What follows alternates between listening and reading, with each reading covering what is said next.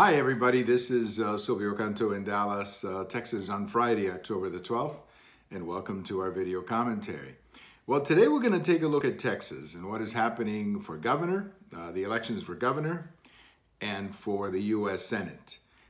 We don't have enough data to talk about the U.S. House, but my guess is that most incumbents will be reelected in Texas, so I'm not forecasting any major changes in the makeup of the House delegation. But obviously the whole country is watching our governor's race as well as a U.S. Senate race. Let's talk about the governor first. The evidence is overwhelming based on polling data that Governor Abbott is going to be reelected in pretty big numbers. The latest one that came out, 20 points.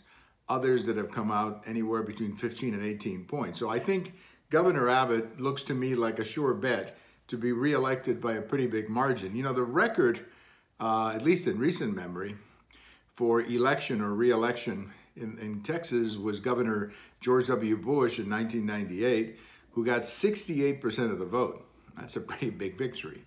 I don't believe that Governor Abbott will reach that, but I do think there's a good chance that he will be over 60%.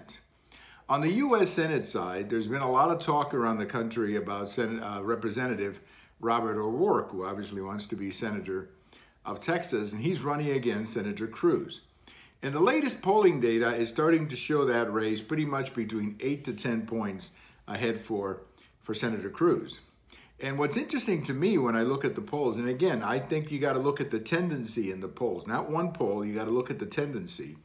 And if you look at the last polls, you start seeing Senator Cruz getting into 50% territory, 51, 52, 54 in another poll.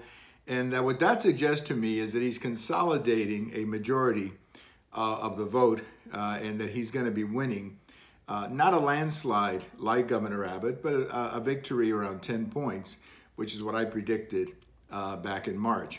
I think the case of Robert O'Rourke, or Representative O'Rourke, is very interesting because he's getting tons and tons of money. I mean, this is a guy who's raising a tremendous amount of money. And you have to begin to wonder at what point are Democrats going to realize he's not going to win. So what is the point of continuing to invest in a campaign that is not going to turn over a seat? I believe that if the Democrats keep investing in Representative O'Rourke's campaign, that I think a lot of them are going to wake up when Wednesday morning after the election and ask themselves a simple question, you know, would we have been better off if we had invested that money in Arizona, in Nevada, and now even Florida becoming a competitive election? And I think the answer is yes. I think that that money would have been much better spent in elections they had a chance to win. I never thought they would win in Texas for the simple reason that Robert O'Rourke is a political twin of Nancy Pelosi. I mean, if you look at their voting records, they're identical.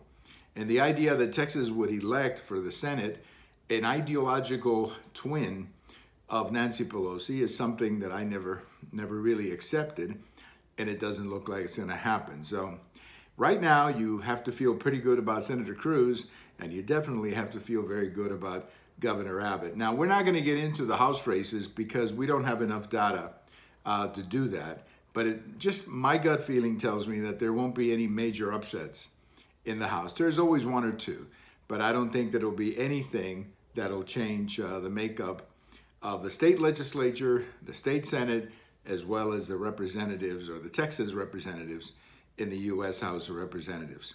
Thank you for watching. We have all of these on YouTube, on Twitter, as well as my blog, October 12th. If this is your birthday, remember, this is the original Columbus Day back many years ago, October the 12th. Thank you. Have a great day, and we'll talk to you later.